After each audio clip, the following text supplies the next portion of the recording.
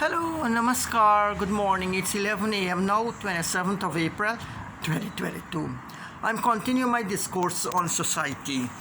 I left off in part one saying that sometimes when you have society declining or we have low morals, we have what is called a lot of sadness, pain, suffering is on the rise, in the form of violence, greed, selfishness, and things become bad, really bad, sometimes unfit for human habitation. So what happens is that in these cases, you find occasionally great people may be born, whether in the field of science, music, art. Some become teachers, doctors. They may rise out of this very neighborhood and environment, and they bring relief, they bring pride to that community, and that community may evolve, it may grow as time passes. 50 years, 100 years, 200 years, 500, it becomes completely changed.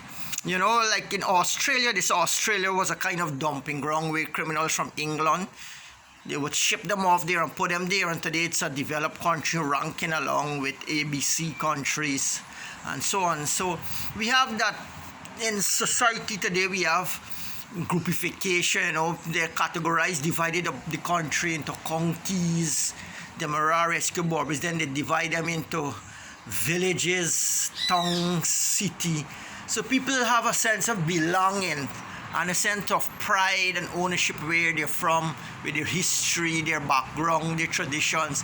For example, I remember one Pagwa, a very old man who was living opposite me here. Mr. Sugdio, he's Mr. J. Sugdio Jesse. He came over.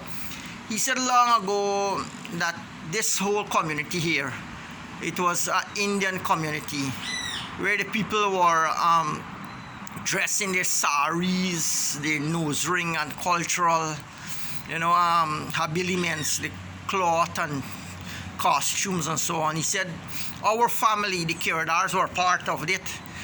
And my grandfather, he says, who was known as Mr. Bissessar, used to play chowtal, what they say, chase tiger. They used to go to church and a group of them would sing chowtal. And so they had their own merriment. So people have their own pride and tradition in their own environment, and sometimes specific sensitivity and characteristic develop within villages and states, and sometimes they view outsiders with hostile eye, with suspicion, and they feel somewhat innervated with outside contact at times, unless that person can be made into a hero or a superstar or celebrity or something. For example, in my career, I worked up in the East Coast there.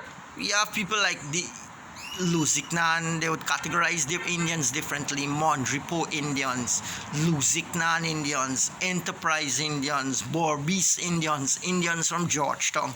So although they're all one Indians, they have different characteristics.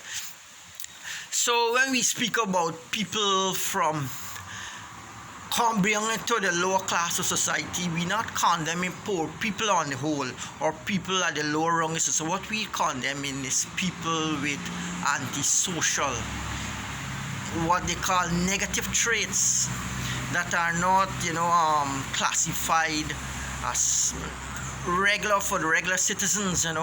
People have to update and not easy to hold back those instincts. Like they were saying, if you keep those instincts, it's like a flood. When there's a flood, you build a dam, and one day that dam may break. Similarly, you have to be very careful with people who have a history and a background and so on. You don't know when it will come out in the form of what? Violence, sex, greed, covetousness, spite, hatred, malice. So you find yourself exposed to all sides of emotions and things. Now the question is, how do we blend with those who are on the fringes of society, like ex-cons, ex-criminals, rehabilitated drug users? And so how do we blend societies, politicians, people of technology is taking these people, educating them and making use of them? But the thing is, we have people in society who are defined as cultural, as respected, as noble.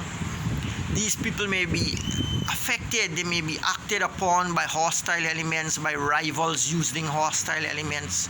How will we deal with these and so on is another question.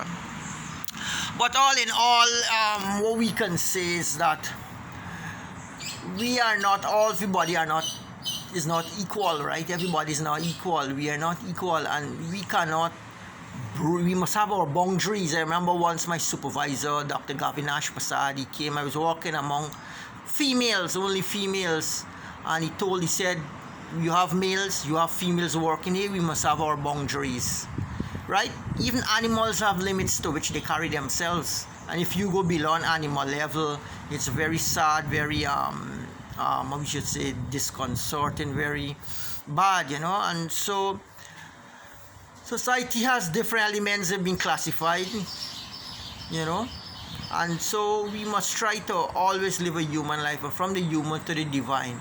If you live in a new environment, a new place, you may not have many idols, many to look up to, or many heroes, heroic people, or people who can lead example and show you the way and example, But help comes from outside, help comes from inside, and you will be able to lead a life that you think that is best for you, a spiritual, human, a divine, a good life. But we should strive for excellence, when things become really negative and so really bad, it is a bad reflection for the country. It looks outside, the impression is made, and people make comments, they give conclusions. And so what we should do as a nation, strive to be ethical, try to be human. We have to live together, although we are 6 races. And we have our own peculiarities, characteristics, and so on. Remember Vivekananda saying, Swami Vivekananda saying, it's better if people marry within their own caste, within their own clan, within their own church, within their own group, It will cause less conflict in a marriage, less misunderstanding, incompatibility. So when we have people moving in from different sources, it's not very easy to open to them to become one with them.